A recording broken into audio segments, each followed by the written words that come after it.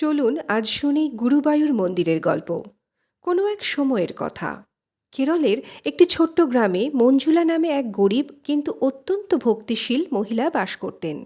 তিনি ভগবান শ্রীকৃষ্ণের উপাসক ছিলেন, যাকে গুরুবায়ুর মন্দিরে গুরুবায়ুরাপান নামে পুজো করা হয়। তার দারিদ্র্যের পরেও মঞ্জুলার ভগবানের প্রতি বিশ্বাস অটুট ছিল।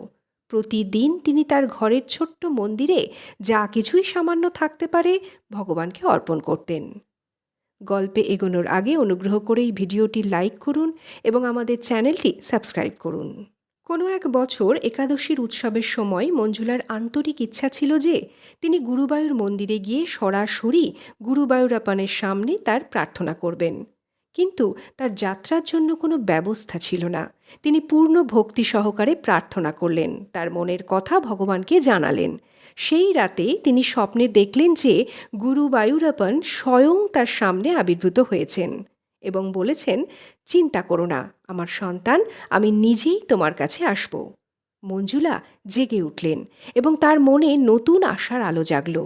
তিনি তার দৈনিক পূজা পাঠও আরও ভক্তি সহকারে চালিয়ে গেলেন।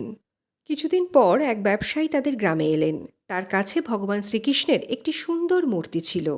তিনি বললেন, এই মূর্তি গুরুবায়ুর মন্দিরে আশীর্বাদ প্রাপ্ত হয়েছে। তিনি এই মূর্তি খুব কম দামে বিক্রি করার প্রস্তাব দিলেন। তিনি আরও বললেন, এই মূর্তিটি মঞ্জুলার কাছে নিয়ে আসার অনুরোধ পেয়েছেন। মঞ্জুলা খুশি মনে তার সামান্য কিছু অর্থ দিয়ে মূর্তিটি কিনে নিলেন। সেই দিন থেকে মঞ্জুলা সেই মূর্তির ভক্তি সহকারে পূজা করতে লাগলেন। অলৌকিকভাবে তার জীবন বদলে যেতে লাগল। তার আর্থিক অবস্থার উন্নতি হল এবং তিনি শান্তি ও আনন্দের অনুভূতি পেতে লাগলেন। মঞ্জুলার ভক্তি এবং চমৎকার মূর্তির খবর পুরো গ্রামে ছড়িয়ে পড়ল। লোকেরা তার ঘরে এসে আশীর্বাদ নিতে এবং প্রার্থনা করতে লাগল।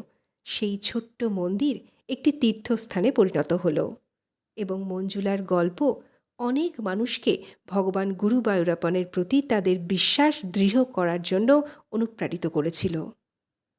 বছর পরে যখন মঞ্জুলা অবশেষে গুরুবায়ুর মন্দিরে যেতে পারলেন, তখন তিনি মূর্তিটি তার সাথে নিয়ে গেলেন। মন্দিরের পুরোহিতরা তার গল্প শুনে মূর্তিটিকে শ্রদ্ধার সাথে গ্রহণ করলেন এবং মূর্তিটিকে মন্দির প্রাঙ্গণে একটি বিশেষ স্থানে স্থাপন করলেন।